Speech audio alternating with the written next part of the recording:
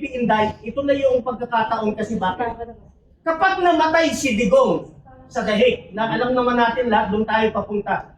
Ikaw ang magiging pinakamalungkot at nagsisisi na Pilipino sa bansa natin. Bakit?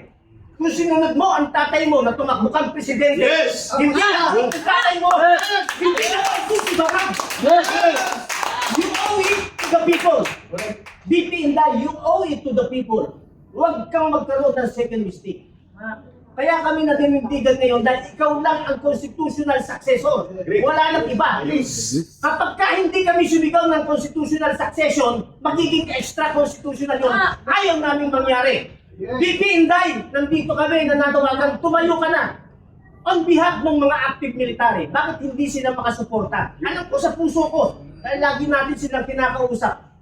Ang sagot nila sa akin, bigyan mo kami ng reason, Kap, bakit namin kailangan siyang suportahan? Wala siyang pronouncement. Ang gustong marinig ng mga active military ito. Yes. Alam ng buong bansa na windang na ang bansa natin dahil sa windang na Pangulo na yan. So bilang pangalawang Pangulo, hindi ko inuutusan ng active military na magkaroon ng kudeta o gumawa ng bagay na hindi naaayon sa konstitusyon. Pero putang ina! Suportahan nyo yung mga nagsasabi ng katotohanan. Bilang Vice President. Bilang marinig ng ating mga active military. So, BP Inday, tumayo ka na. Dahil pag hindi ka tumayo, baka maging istorya ng bansa natin. Expression of grievance against the government, kalat-kalat kami. Hindi kami magkabuo dahil hindi namin naririnig ikaw lumabas at hinihikayat nyo kami na magkaisa under your leadership, Madam Vice President. Yun. So, this is the time to wake up. Huwag mo na pong ulitin, Madam Vice President, yung pag-asa namin sa iyo noong 2021, na ikaw na ang tinignan ng taong bayan sa survey. You are the real president. Yes. But you failed us at the time. You instead helped this bangag person. You helped him to become president. And look at what happened because of your help. Disaster. Naging disaster ang gobyerno. Disaster. Nakulong pa yung tatay mo, nilapas pa sa ibang bansa. But we are not blaming you because We are not. these are decisions that have to be made. But if you fail in one, you should not fail in the second one. Kami po lahat, Madam Vice President, nandito po, tumitingala sa iyo to lead us now, or we will never have peace, we will never have reform. All the deeds in government will prosper as, they are being covered up by themselves. Especially grabbing power in the Senate. Ito mismong Marcos na ito, alam niya na labag sa konstitusyon, violation sa konstitusyon, pero inantihan pa niya or sinuportahan pa niya itong mali na tinatawag nilang majority na hindi naman nakaalpas sa real majority which is 13. So, I'll give the chance to the others po na manawagan din po sa inyo, Madam Vice President. Please lead us. Please be our true leader, and you should come out in the open and ask everyone to join you to denounce this failure of government of this Marcos administration. Yun lang po, mga kababayan. Maraming salamat kay Congressman at dating political advisor Jing Pagas. Malinaw ang panawagan ko. Sara must lead the Filipino people to redeem the country before it's too late that we will all be destroyed by this morally bankrupt, plundering and corrupt government of Marcos Jr. Bibigyan po natin ng karagdagang panawagan ang aking mga kasama doon sa panawagan na Sara must come out to lead the people and lead the redemption of the country. Lead the redemption of our beloved Philippines kasama po natin si Attorney Manny Luna, and then the rest of the leaders mamaya, magbibigay din po ng solidarity call of message reaction sa panawagan ni Attorney Jing. Attorney Manny Luna. Magandang umaga sa ating mga kaibigan, sa media, mga vloggers, at sa sambayan ng Pilipino. Ito po si dating PACC Commissioner at dating President Consultant, Attorney Manuelito Luna. Nakita niyo po ang nangyayari ngayon sa ating bansa at kami ay nagkakaisa sa aming panawagan ng ating mahal na Vice Presidente, Attorney Sara Z. Duterte, should lead us, should unite us, come out in the open and tell us what to do, guide us, so that we can fix this government which has already gone astray. Kami po sa Save Sara Movement ay labis na ang aming puot dahil sa ginawa ng House of Representatives na pag-file ng isang bogus articles of impeachment laban sa ating Vice Presidente na naniniwala kami ay biktima ng harassment at political machinations dahil takot sila na siya ay magiging presidente at makukulong sila. Now, I would like to call the attention of the Senate. Itong grupo ni Senator Gatchalian. There is a possible violation of Article 177 of the Revised Penal Code dahil ang kanyang pag-angkin sa posisyon first as Senate President pro tempore violates Article 177 of the Revised Penal Code. Bakit? Because that position belongs to Senator Loren Legarda, the Senate President pro tempore. Therefore, he is in violation of the provision because he is claiming an authority that does not belong to him. He is usurping that authority of Senator Loren Legarda. On second point, he is in violation of Article 177 of the Revised Penal Code for exercising the functions of Senate President Alan Peter Cayetano, the Senate President. So dalawang beses niya binayolate ang Articles 177 of the Revised Penal Code. Inangkin niya ang posisyon ni Senator Legarda at ginagampanan niya ang functions ni Senate President Alan Peter Cayetano. Another, there may be disorderly conduct on his part. Why? Because he knows that he's in violation of the law and yet he persists in his violation. Continuous. Yun po ang aking point dyan. That's why, as a citizen, we might file the necessary charges against Senator Cayetano for this. Wala akong pakialam kay Senator Erwin Tulfo. He is a nobody. Bago lang siya. No? Let the others do something about him. But ito kay Senator Gatchalian, we will take proper action against this fellow. Very good. Okay, salamat. Okay, VP pala, para malinaw. Yes. Yung let she lead the country and redeem our people. I would like to involve the Save Sara Movement NCR and Save Sara Movement Cebu and Save Sara Movement Bohol. Together with Attorney Salvador Diputado, Attorney Manuelito Luna, and the rest, we are calling on our Honorable Vice President Sara C. Duterte, to lead us, to instruct us, to guide us, to come out in the open And join the people. and fix our country. Masyado na po, Madam Vice President, sinisira ng gobyernong ito ang ating pamahalaan. Very good.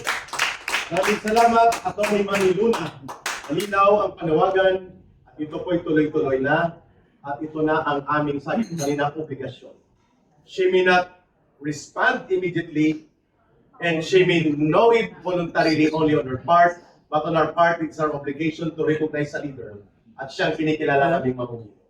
Let's call on retired General Wardito Daos for his brief solidarity call, and then to be followed by Brother retired Captain Ray Valeros and Brother Ennis. Right, General Daos. From the entire group. Sa inyo lahat, kasama ko po ang aking represent ko ang MUP, Pwede New Report Barat. Nasabi ko na, noong po 2 months ago, naiano ko kay Congressman Barat, kasi na-observe ko po na nagkakawatak-watak po ang mga parallel group. Kasi hindi lang isang samahan lang ang organisasyon ko. SFGF, Bangko Pilipinas, yung mga Parak, Indicted, tapos yung mga iba, hikayat na ano. Inaano ko po, nagkakaibang nila, ang interest nila. Nag-vlog pa nga po ako noon 2 months ago. Hinahanap ko kanina, kaso na-erase na pala yung vlog ko. Na, kino-call out po si Vice President Sara Duterte. Na, inano ko sa sarili ko.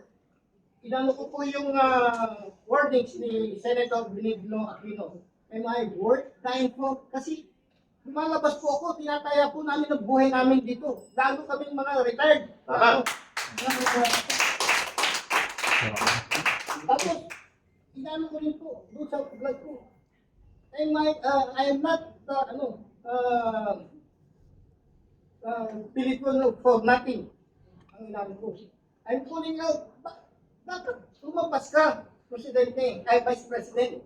Ibig mo po, dahil nagkakawatak-watak na kami. That is 2 months ago. Ngayon, nandito na po ang formal na panawagan. Okay.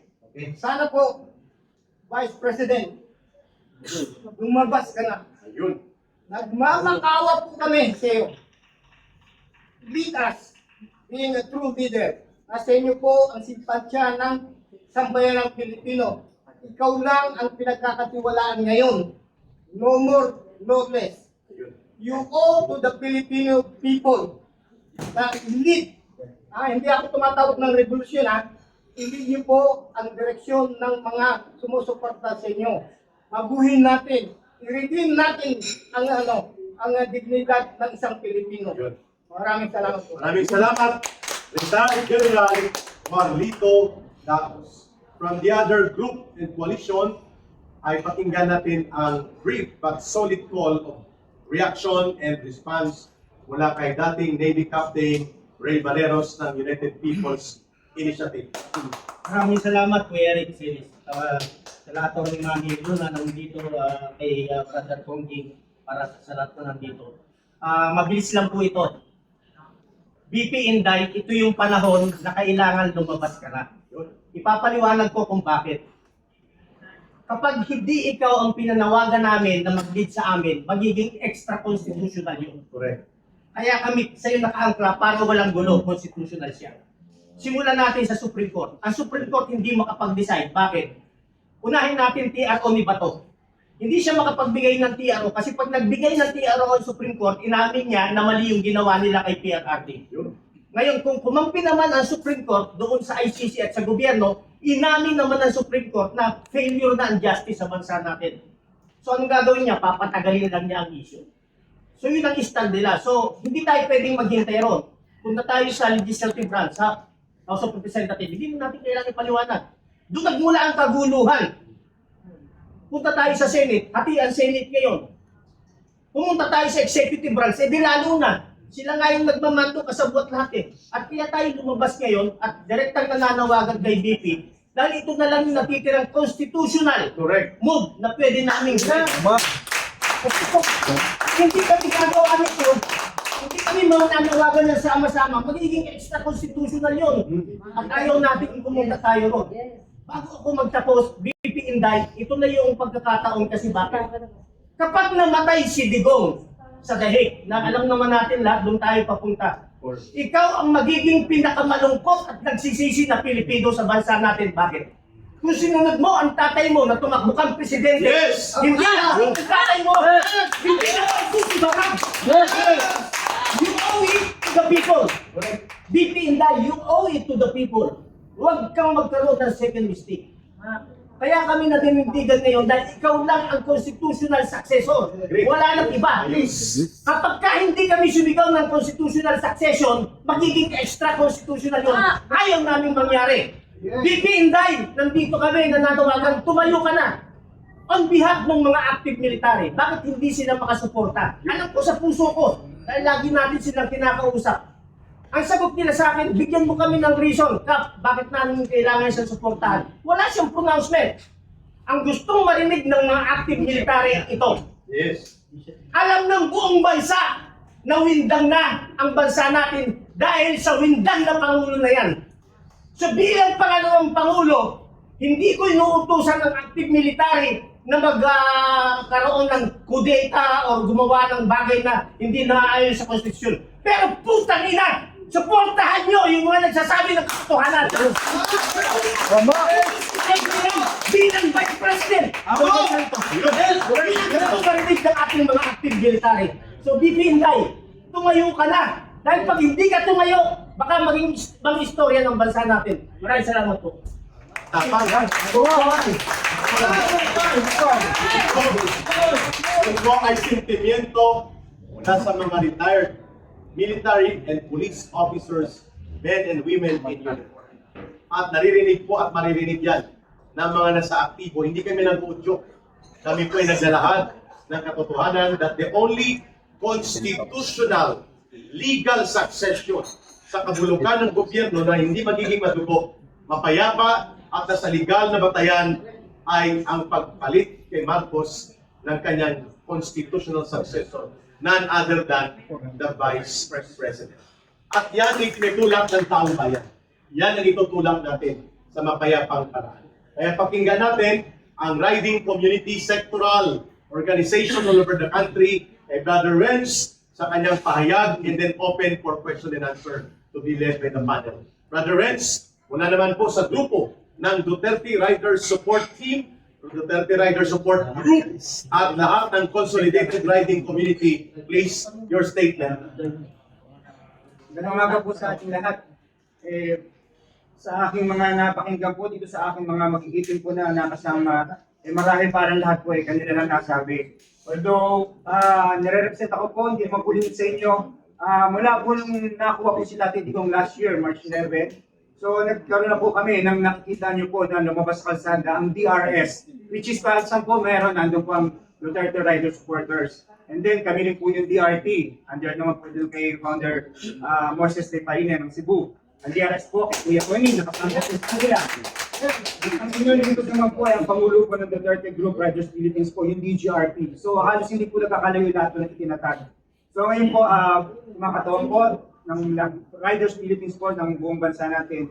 Ang panawagan ko lang po please po, Madam Sara, sana po i-lead niyo po ang ating bansa na sobrang hindi lang po nila pastangan, niyurakan, sobrang panggagasan na po. So nakakaawa lang po dahil ka po, katulad po natin, karamihan po dito, mga may anak din po tayo. So unang-una pong tinitignan ko, bakit po ako muli lumabas? Ang inyong po lingkod nawala na po bilang nagsilbi po before sa Kabataan SK. And then nag-federation po ako ng school sa aming lungsod.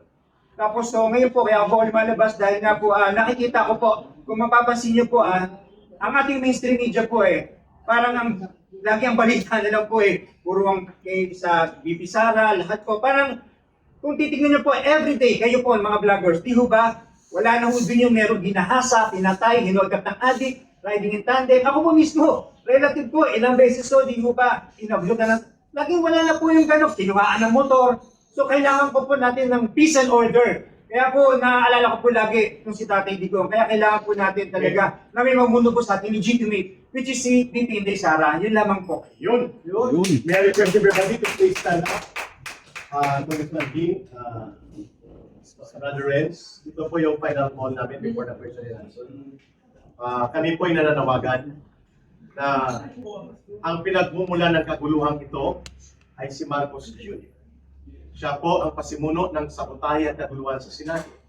Siya din po ang itinuturong mastermind of all evidence and all witnesses. Siya po ang nagpasimuno ng tinatawag na monumental restoration of and corruption in the country. At ngayon, lugmok ang buong bansa. Ikahos po at naghihirap ang milyong-milyong mga Pilipino. There is no solution clearly but for Marcos to step down. At kung hindi po siya magre-resign, hindi rin po kami titigil sa mapayapang pagkilos na ito. And there is only one way to move forward, but to call on the Vice President to offer herself to lead the country and the people in a peaceful way, in a peaceful manner, in a peaceful action that will unify all initiatives, calling for Marcos to step down and protect the institutions of democracy. Kaya po kami nanawagan. Let me Yes, Kong Jin. say this as a parting word to you. Tayo po lahat nagsakripisyo. Because we are not after kung sinong papalit, but we are after na matigilan na itong manggagahasan ng gobyerno ni Marcos.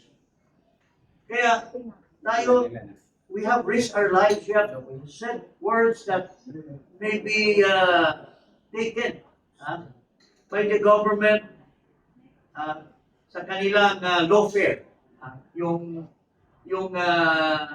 oppression. Kaya, once more, nakikiusap po ako. I appeal to you, Madam Vice President, Yes. na if marami po na sektor ng mga Pilipino na nagsakripisyo, risking their lives, you have said you're going to become president. Why don't you sacrifice yourselves also together with us? Yes. Join the ranks of the people. And join us, and you should be the leader. Pag tumayo po kayo dyan, manawagan kayo, nandiyan po kami lahat. Yes. Tama. We will support you Tama. Yes. to our blood and death. We will support you, Madam Vice President. Klaro. Yun lang po. Okay. Mga kababayan, open for question and answer.